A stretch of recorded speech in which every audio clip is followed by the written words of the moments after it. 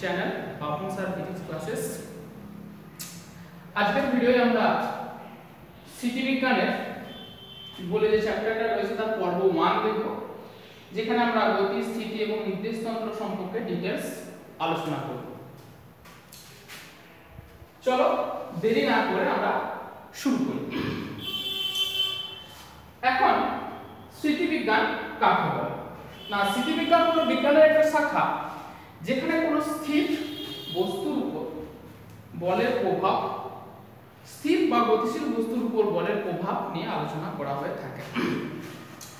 এখন প্রথমে স্থিতি বিজ্ঞানের শুরুতে যে অংশটা আমাদের থাকে তা হলো গতি বা মোশন কাকে বলে। গতি কাকে বলে? না, কোনো একটা বস্তু যদি সময়ের সঙ্গে সঙ্গে পারিপার্শ্বিকের সাপেক্ষে কি থাকে, স্থান পরিবর্তন করতে থাকে, তখন সেই বস্তুর অবস্থাকে আমরা কি বলবো? গতি অবস্থা বলে থাকি। ধরা যাক কেউ সাইকেল নিয়ে যাচ্ছে বা কেউ গাড়িতে চলে যাচ্ছে, তার অবস্থাটা হচ্ছে কি একটা গতি অবস্থা।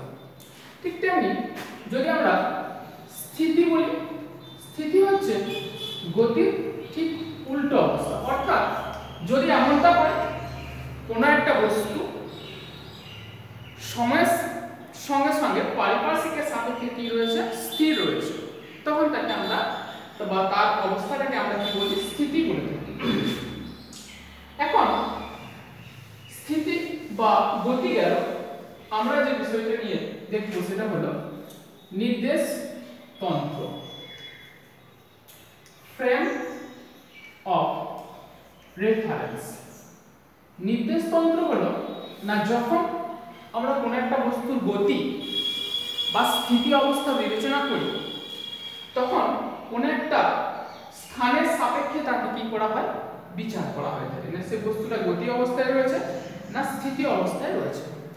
যে স্থানের সাপেক্ষে বা যে বস্তু সাপেক্ষে আমরা বস্তুর গতি বা স্থিতি বিবেচনা করি, সেই বস্তুটাকে আমরা কি বলি বা সেই স্থানটাকে আমরা কি বলে থাকি? নির্দেশতন্ত্র। যেমন উদাহরণ দেওয়া যায়, যদি বলা হয় যে সূর্যের চারিদিকে পৃথিবীর বার্ষিক গতি, এখানে সূর্যকে কি করা হয়ে থাকে? নির্দেশতন্ত্র হিসাবে ধরা হয়, যার চারিদিকে কি হচ্ছে? পৃথিবী ঘুরছে। এটা একটা আমরা সূর্য ওখানে কি হলো? নির্দেশতন্ত্র। আবার ধরা যাক আমরা কোন একটা বস্তুর গতি বা স্থিতি বিবেচনা করছি। ধরা যাক এখানে একটা বস্তু ছিল, বস্তুটা কি হয়েছে? ও বিন্দু থেকে এদিকে যাত্রা শুরু করেছে। তাহলে এই ও বিন্দুটা কি হবে? কোন একটা স্থান, না পৃথিবী পৃষ্ঠের উপরে কোন একটা স্থান। তাহলে সেই স্থানটা যখন নেওয়া হবে, তখন সেই স্থানটা যেহেতু পৃথিবীর উপর অবস্থিত, তাহলে পৃথিবীকে সেটা নির্দেশতন্ত্র হিসাবে ধরা হবে। আবার ধরা যাক যে কোন একজন ট্রেনের মধ্যে যাচ্ছে, চলন্ত ট্রেনে রয়েছে, তাহলে ট্রেনের সাপেক্ষে কোনো ব্যক্তির সাপেক্ষে যখন তার পাশের কোনো ব্যক্তি কি হবে? হেঁটে যাবে, তখন ট্রেনটাকে আমরা কি ধরবো? স্থির ধরবো। কারণ ট্রেনটা হচ্ছে কি এখানে স্থির নির্দেশতন্ত্র, তার সাপেক্ষে কি হচ্ছে? ওই ব্যক্তিটা হেঁটে চলেছে। তাহলে এরকম ভাবে কি হয়ে থাকে? বিভিন্ন রকম ভাবে বা বিভিন্ন অবস্থায় বিভিন্ন রকম ভাবে নির্দেশতন্ত্র আমরা ধরতে পারি। নির্দেশতন্ত্র কোন একটা নির্দেশতন্ত্র কোন একটা বস্তুর সাপেক্ষে কি হতে পারে? স্থির হতে পারে, আবার কোন একটা বস্তুর সাপেক্ষে গতিশীল হতে পারে। সেটা নির্ভর করছে আমরা কেমন ভাবে নিচ্ছি। যেমন ধরা যাক বাক্সের মধ্যে বেশ কিছু মানুষ কি করছে? গতিশীল অবস্থায় রয়েছে। সে যখন কি করবে? তার পাশের ব্যক্তিকে দেখবে, সে বাসটাকে কি দেখবে? না স্থির হিসাবে দেখবে, এবং স্থির সাপেক্ষে কি হবে? ওই তার পাশের ব্যক্তি কি রয়েছে? স্থির রয়েছে। মানে বাসটাকে যদি সে নির্দেশতন্ত্র ধরে, তার পাশের ব্যক্তি কি রয়েছে? স্থির রয়েছে। কিন্তু সে যখন পাশে জানলা দিকে দেখবে, তখন কি হবে? না মনে হবে কি কোনো কিছু বস্তু কি রয়েছে ঠিক তার উল্টো দিকে সরে সরে যাচ্ছে। অর্থাৎ বাসটা তখন কি করা হবে? আবার স্থির ধরা হবে। বস্তুটা কি হবে? সেখানে গতিশীল, মানে বাসের সাপেক্ষে সেটা গতিশীল, বাস সেখানে নির্দেশতন্ত্র। এরকম মতভাবে আমরা নির্দেশতন্ত্র ধরে থাকি। এখন আমাদের এটা পড়তে হবে কার্টেসীয় নির্দেশতন্ত্র কি। কার্টেসীয় নির্দেশতন্ত্র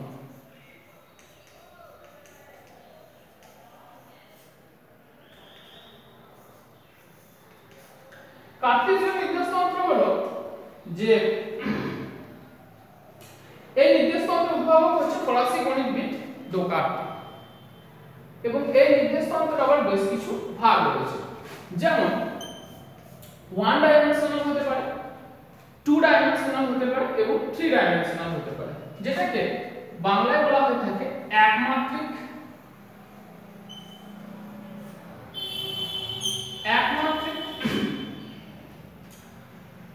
কার্টেসীয় নির্দেশতন্ত্র, একমাত্রিক কার্টেসীয় নির্দেশতন্ত্র। একমাত্রিক কার্টেসীয় নির্দেশতন্ত্র মানে হলো, ধরা যাক ও বিন্দুটাকে আমি মূল বিন্দু ধরেছি আর এই বিন্দুটা হচ্ছে আমার x অক্ষ।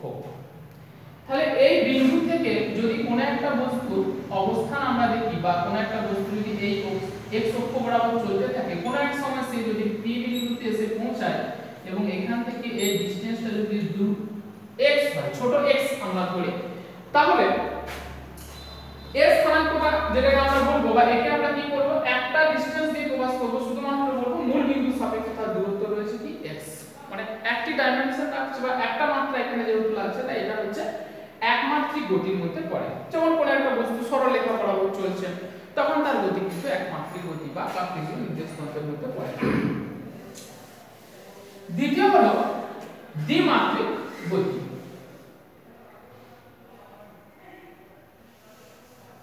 দ্বিমাত্রিক কার্টেসীয় নির্দেশতন্ত্র।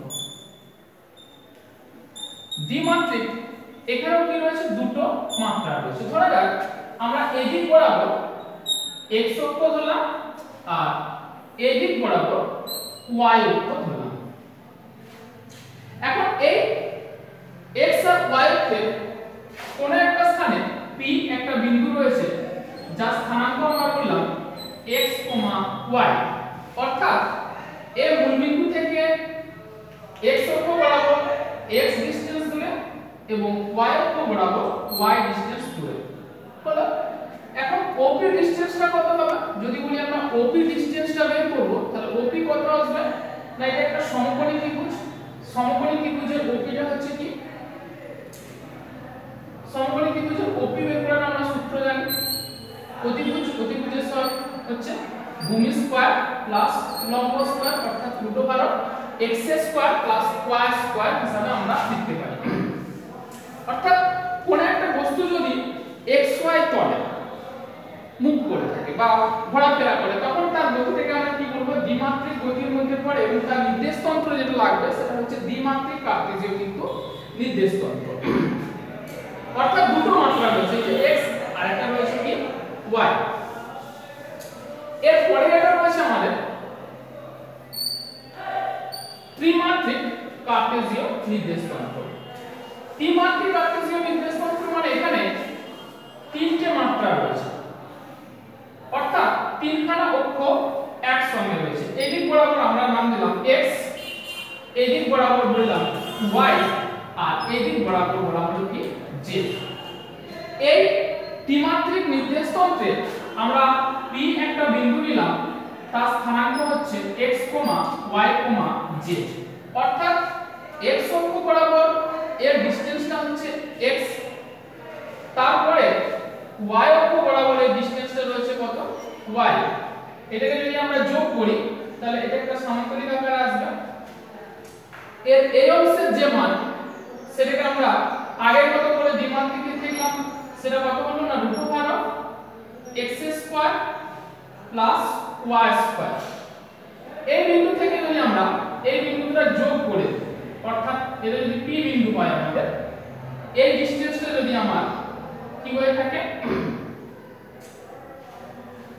z হয়। z মানে হচ্ছে হাইট, কারণ এই স্থানাঙ্কটা হচ্ছে এদিকে x, এদিকে y, এদিকে z। তাহলে এখানে OP এর দূরত্ব কত হবে না, OP এর দূরত্ব আমরা এরকম ভাবে লিখতে পারি, সেটা হচ্ছে কত, তাই এটা আমরা একটা নাম দিলাম OAB হলো p।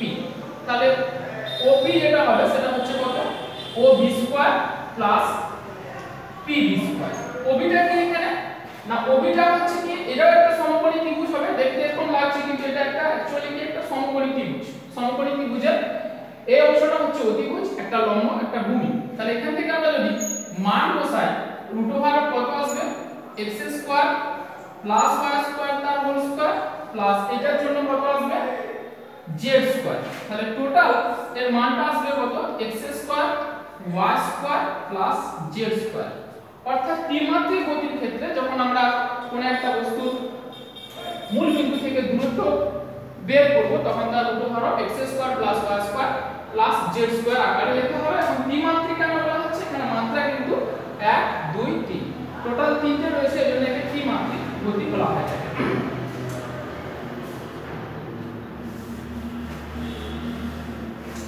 এর পরের যে অংশটা রয়েছে আমাদের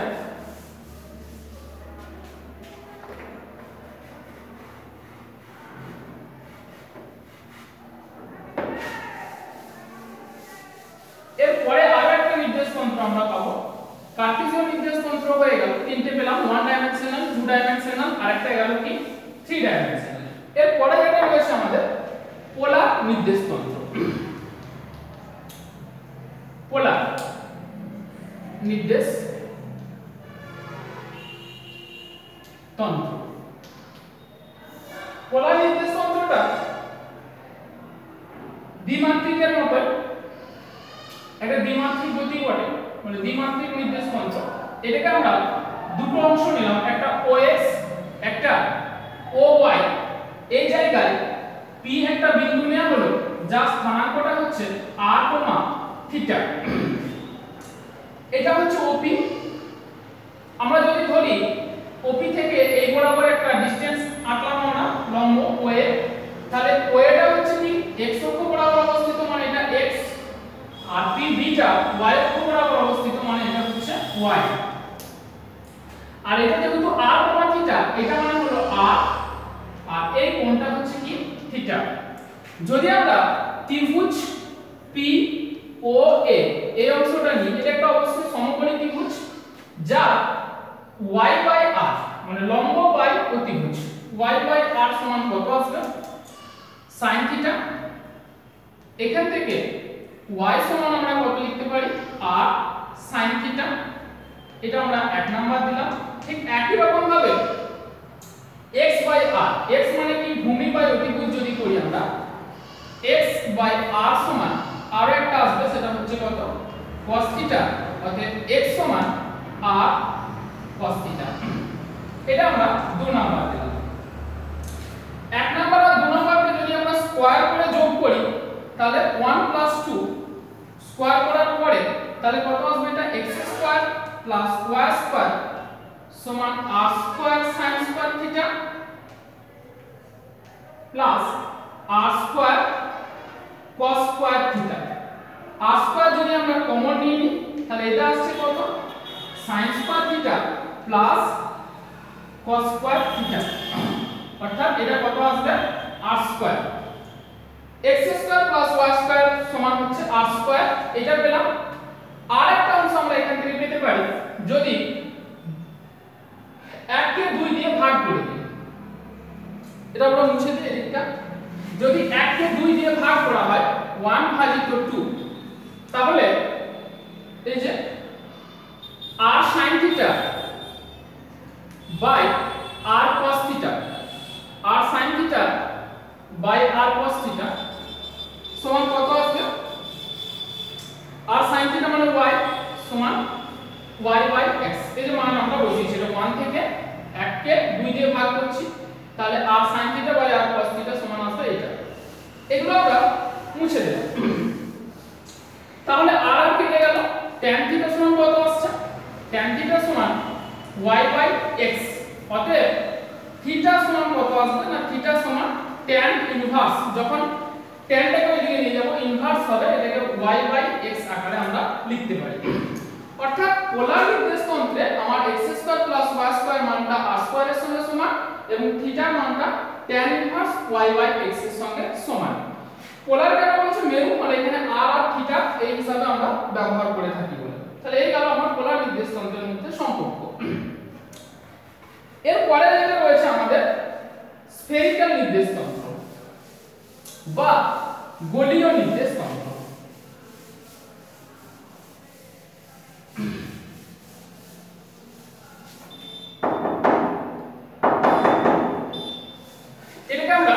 গোলীয় নির্দেশতন্ত্র বলছি। পরের অংশ যেটা গোলীয়, ইংরেজিতে বলা হয় থাকে স্ফেরিক্যাল। ধরা যাক এরকম একটা বড় গোলক আমরা কল্পনা করলাম। গোলকের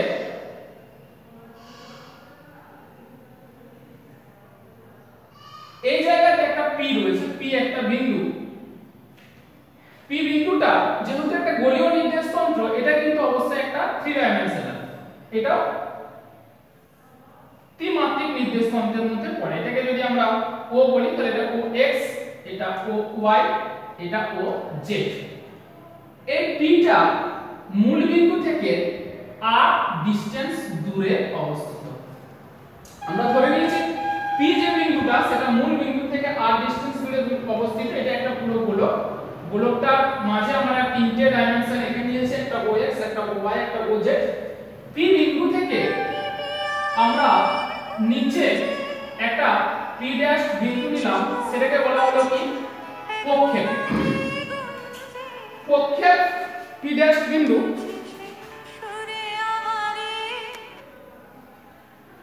পি বিন্দুটাকে বলা হয় থাকে প্রক্ষেপ। এখন ও থেকে পি ড্যাশ বিন্দু আমরা কি করে দিলাম, যোগ করে দিলাম। যদি আমরা বলি ওপি টা এই জেড অক্ষের সঙ্গে থিটা কোণ করে রয়েছে, আর ও পি ড্যাশ এর সঙ্গে ফাই কোণ করে রয়েছে। আবার একবার আর হচ্ছে পি বিন্দু দূরত্ব কোথায়, ও মূল বিন্দু থেকে। এখানে ওপি টা জেড অক্ষের সঙ্গে থিটা কোণ করে রয়েছে, আর ও পি ড্যাশ যেটা পি বিন্দুর পক্ষে, পি বিন্দুর পক্ষে মানে পি থেকে উপর থেকে নিচে সরলরেখাটা মানে যে বিন্দুটা পাবো, মানে একটা ইমেজ আর পক্ষে যেটা বলা হয় এটা পি ড্যাশ, সেটা জেড অক্ষের সঙ্গে ফাই কোণ করেছে। তাহলে পি বিন্দুর যে স্থানাঙ্ক সেটা বলবো আমরা আর কোমা থিটা কোমা ফাই। এটা হচ্ছে গোলীয় বা স্ফেরিক্যাল নির্দেশতন্ত্রের মধ্যে পড়ে, যেখানে তিনটে কি রয়েছে, মাত্রা রয়েছে আর থিটা ফাই, কিন্তু এক্স ওয়াই জেড আকারে নয়। এই গেল আমার গোলীয় নির্দেশতন্ত্র। তাহলে টোটাল আমরা 5 প্রকার নির্দেশতন্ত্রের কথা বললাম। এর পরের যে অংশটা রয়েছে আমাদের, সেটা রয়েছে নির্দেশতন্ত্রের প্রকার। এরপরে যেটা রয়েছে নির্দেশতন্ত্রের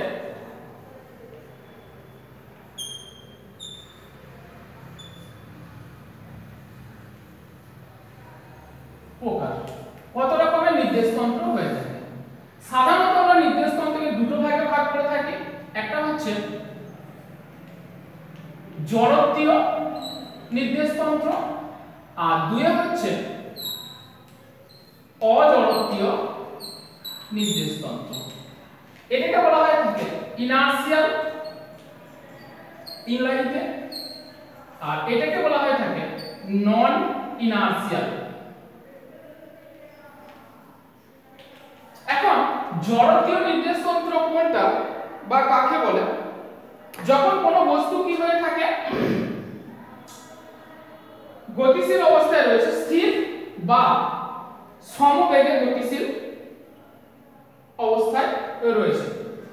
স্থির বা সমবেগে গতিশীল অবস্থায় যখন কোনো নির্দেশতন্ত্র থাকবে, তখন সেই নির্দেশতন্ত্রকে আমরা কি বলবো, জড়ত্বীয় নির্দেশতন্ত্র বলা হয় থাকে।